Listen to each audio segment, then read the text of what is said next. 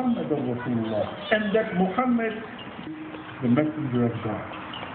You see, Muhammad, peace and blessings of Almighty God, is a name that is, but I want you to know that Muhammad, peace and blessings be upon him, was the one who received the Quran. It is the book that the Muslims revile. So if you want to understand God and understand Muslim, you must learn. And if God wills, we'll have a Quran for each and every guest before you leave here today. Your Quran, as a gift, you will receive a free Quran at the welcoming table before you leave.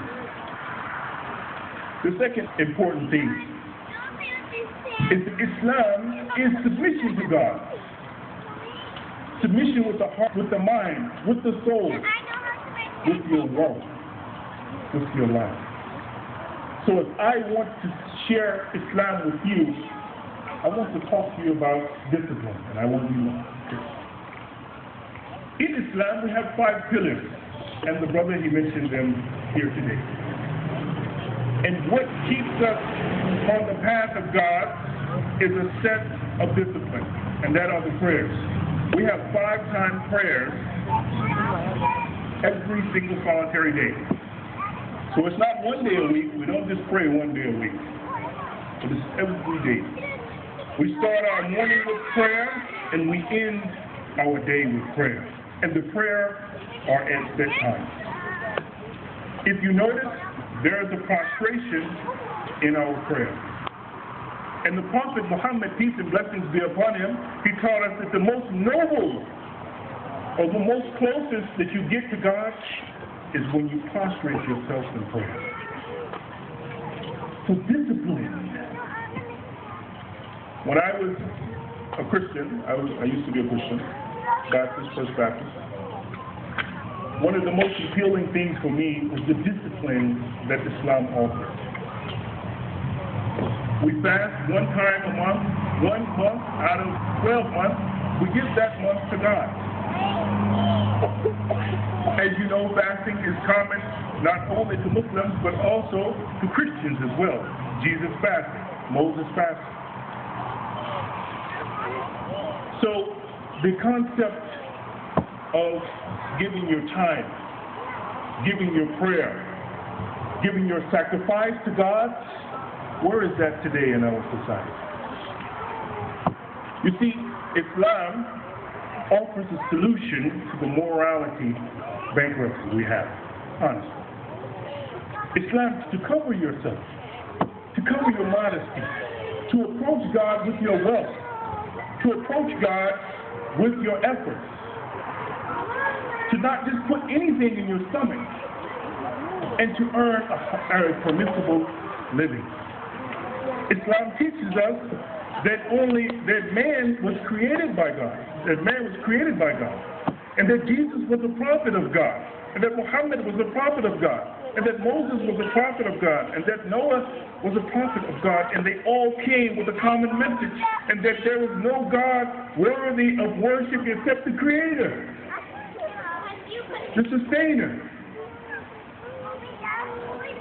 And this common message, you will find that with all the prophets of God.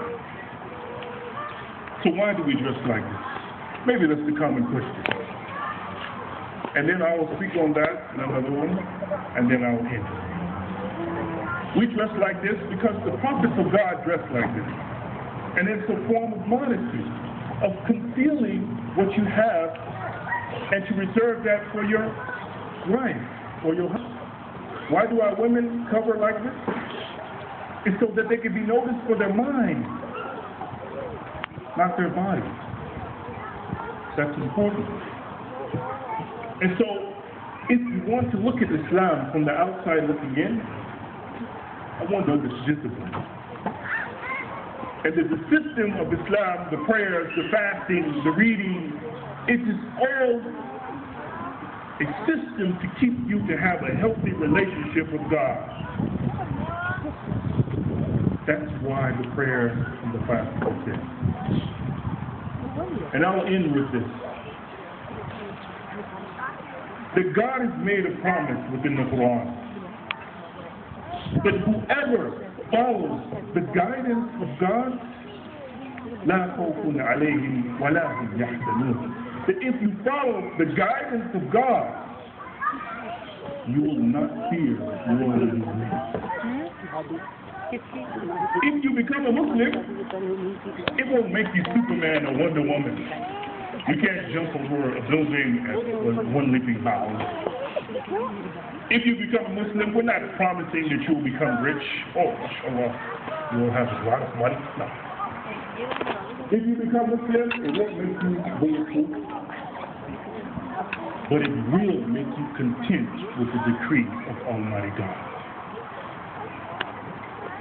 So how do I share Islam?